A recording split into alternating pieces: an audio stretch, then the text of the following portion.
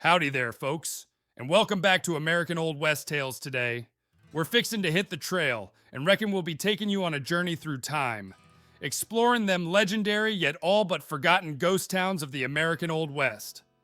As we blow the dust off them history books, you'll be whisked away to a time when frontier life was tougher than a boot sole, and the promise of gold lured many a stout-hearted soul into the wild unknown. So, partner, cinch up your spurs and join us as we unveil the hidden tales and yarns of these once thriving hamlets that have since been swallowed by the sands of time. Ready to ride shotgun on this here adventure?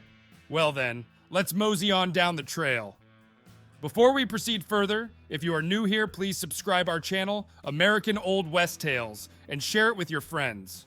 Your support means the world to us. Well, reckon we'll rustle up a list of them top ghost towns from the good old days of the American West. And kicking things off is, first in the list is Animas Forks, Colorado. This here high elevation ghost town, nestled in Animas Forks, Colorado, stands as a testament to the hardships them 19th century prospectors faced while chasing after that elusive gold and silver. It was back in 1837 when they first stumbled upon them precious metals, and just 2 years later, it became a bona fide mining hub that thrived, till a fiery inferno in 1891 wiped out half the town. Perched up there at a lofty 11,200 feet above sea level, deep in the heart of them San Juan Mountains, this old settlement gets wrapped up tight in snow come winter, and the only way in is a rocky, unmarked road known as the Alpine Loop, a trail best tackled with a trusty four-wheel drive. But let me tell you, the reward's worth the journey. You'll be treating your eyes to one of Colorado's finest preserved ghost towns, with its simple wooden homesteads and jaw-dropping mountain vistas that'll make you tip your hat in awe. Second in the list is Nelson, Nevada. This here ghost town, just a stone's throw from the hustle and bustle of Las Vegas, tips its hat to the early days of Nevada, back before all that glitzy showbiz dazzle took over the strip out in the desert. Now, technically speaking, it ain't completely deserted, because there's a couple who call it home.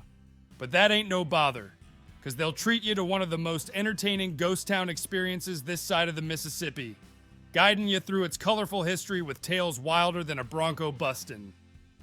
As you mosey around, you'll spot them picturesque wooden buildings, decked out with them vintage Coca-Cola ads, and scattered here and there, you'll find the remnants of old cars, buses, and even planes, telling stories of times gone by.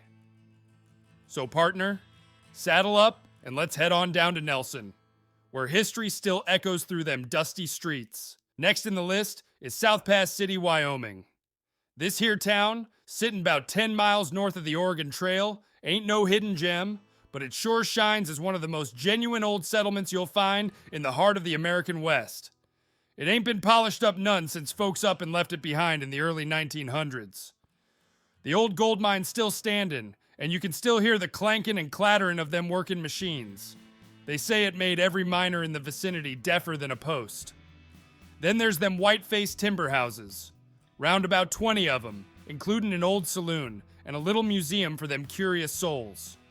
Now, here's a tidbit for you. One of South Pass City's own folks, a representative, introduced that women's suffrage bill back in 1869. Making Wyoming the very first state to guarantee the ladies the right to vote. Ain't that something?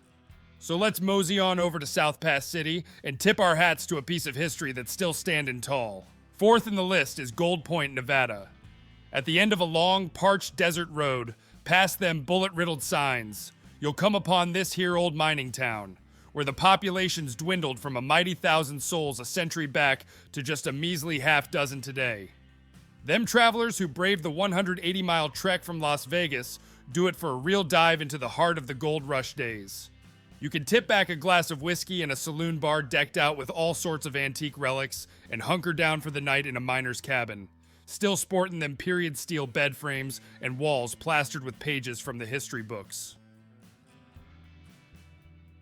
Out yonder, you'll find the rusted skeletons of cars that reckon back to the early 1900s.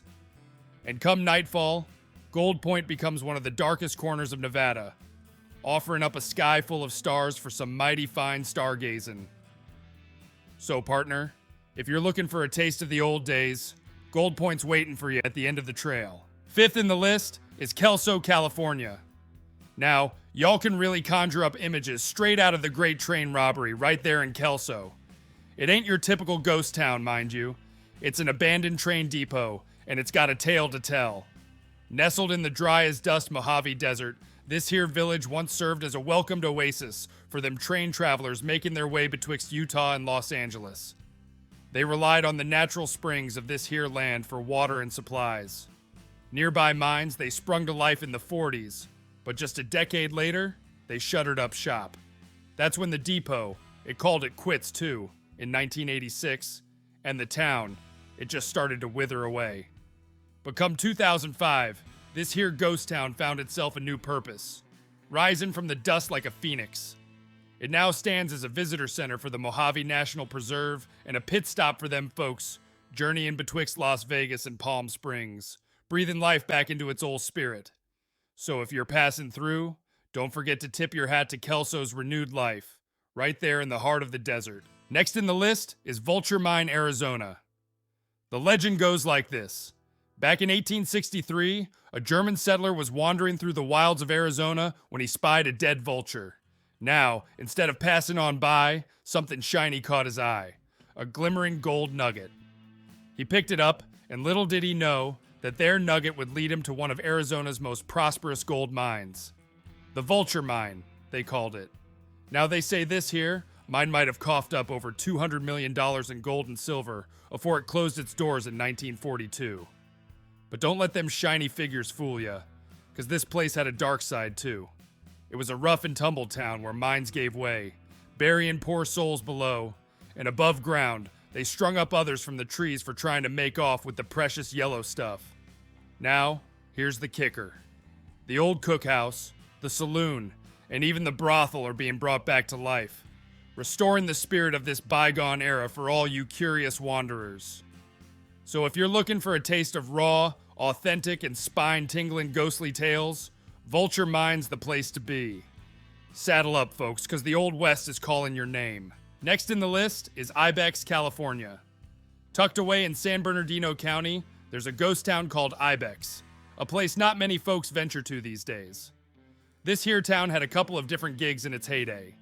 First, it was a lead, silver, and zinc mine back in 1881, and later on, it played home to the talc miners in the 1940s. Now, all that's left is a small bunch of corrugated iron shacks, left to rust away come the late 60s. If you're plumb determined to pay a visit, you'll need a trusty 4X4 that can handle the rugged 2-mile off-road journey from the mighty Ibex Pass. Once you get there, you'll find the old buildings and the talc mine still standing, though they've seen better days. But here's the silver lining. Chances are, you'll be the only souls in the whole town, exploring the remnants of history in a place where time's been standing still. So, saddle up, my fellow adventurers, cause Ibex is waiting for those brave enough to seek it out. Next in the list is Belmont, Nevada. Now you might reckon Belmont is smack dab in the middle of nowhere, and you'd be right, partner. It's a good 3-hour ride northwest of Las Vegas. But back in the day, this here place was a silver mine town that was bustling with life. It was home to a whopping 10,000 souls, had itself a courthouse, and not one but 2 local newspapers. Can you imagine that? Now, the kicker is, it only saw habitation for a mere 20 years. But in that blink of an eye, they hauled up a whopping $15 million worth of them precious minerals from the belly of the earth. Fast forward to today, that courthouse, it's been brought back to life, and you can even arrange a tour by appointment. And if you fancy a good, old-fashioned refreshment, just mosey on over to Dirty Dick's Saloon for a cold brew. Belmont, it might be off the beaten path, but it's a piece of the Old West that's still got some tales to tell. So saddle up and let's continue our journey down the dusty trail. 9th in the list is Ballarat, California. Once upon a time, Ballarat was a lively place, with not 1, not 2, but 3 hotels, 7 saloons, a post office, a jail, and even a school. Nestled out yonder on the western edge of Death Valley, it had its moment in the sun during the late 1890s gold mining boom. But by the time 1917 rolled around, this here town had already been left in the dust. Nowadays, keep an eye out for the one and only resident Rock. He's the fella running the general store, or you can give his trusty dog a good pat and pick up supplies for a stroll round them old, run-down buildings in the graveyard. But here's a little something to keep your eyes peeled for. An old, eerie-looking truck, all marked up with graffiti. That their truck was left behind by none other than the Manson family, who made themselves at home in a ranch nearby back in the 1960s. 10th in the list is Glenrio, Texas, New Mexico. Glenrio, it sits right there on the border, straddling the line between Texas and New Mexico, and it's got a story as tangled as a tumbleweed in a dust storm. You see, Route 66, that iconic highway, it used to run smack dab through Glenrio. Now, what makes this place downright peculiar is that it's part of both them states. And that turned out to be a mighty fine thing for Glenrio, because folks were crafty. They built their gas stations on the Texas side, where the gas tax was lighter on the wallet. And just across the line in New Mexico, they set up their bars, where you could wet your whistle with some legal libations. Glenrio, it all started back in 1903, just a humble railroad siding on the Rock Island Railroad. But by the 1950s, it had itself a gas station and a diner, all decked out in that snazzy Art Modern style. Next in the list is St. Elmo, Colorado. Back in 1880, St. Elmo was born, a town where some 2,000 hardy souls rode in, driven by the fever for gold and silver. Them days, it was a bustling place, reaching its zenith in the 1890s.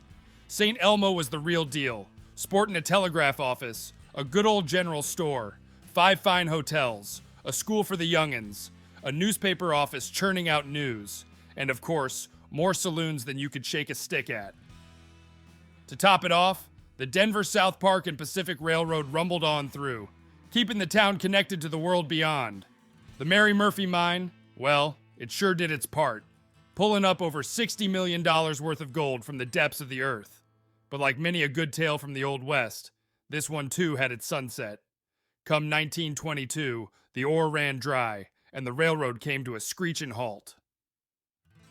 When the town's postmaster took his last ride in 1952, the postal service went the way of the tumbleweed. Next in the list is Garnet, Montana. Just a good 20 miles east of Missoula, Montana, you'll come upon Garnet. Now, this here town takes its name from them semi-precious red garnets that prospectors dug up along with the gold. Back in the 1890s, Garnet was a real hoot and holler, with as many as 1,000 folks calling it home. In them days, you could find yourself 4 hotels, a whole baker's dozen of saloons, a couple of barber shops, a doctor to tend to the ales, and a schoolhouse to educate the young'uns. They even had themselves a daily stagecoach service that kept them connected to the nearby towns. But like many a tale of the Old West, a fire came sweeping through in 1912, taking most of the town with it, and that's when folks started drifting away. Nowadays, Garnet stands as one of the finest preserved ghost towns, drawing in round about 16,000 visitors each year. When you pay a visit, you can set your eyes on 30 historic buildings, including a trusty general store, a saloon where the whiskey once flowed, and a hotel where you can still find furniture, dishes, and clothes from them days gone by. And last in the list is Thurmond, West Virginia. Thurmond, it's a quick reminder of the time when this here nation ran on coal. It was a real hotspot, a boomtown, out there in the rugged Appalachian region, and it stood tall as the grandest town along the Chesapeake and Ohio Railway line. The local bank accounts, well, they were overflowing, all thanks to them coal fields in the area, bringing in more greenbacks than anywhere else along that iron track. As the 20th century rolled in, Thurmond had grown into a mighty fine town, sporting 2 banks, a movie theater for some fine entertainment, and all them other essential amenities folks needed. But, like the changing winds of the prairie, Thurmond fell on hard times when diesel began to replace coal, and before long, it turned into a ghost town, a place where the echoes of its bustling past still linger in the air. So, as we bid adieu to our journey through the Old West, remember Thurmond, a place where coal once fueled the dreams of many, and the memories of those times still whisper in the wind. Our journey through history may end here, but the stories of the Wild West will live on forever.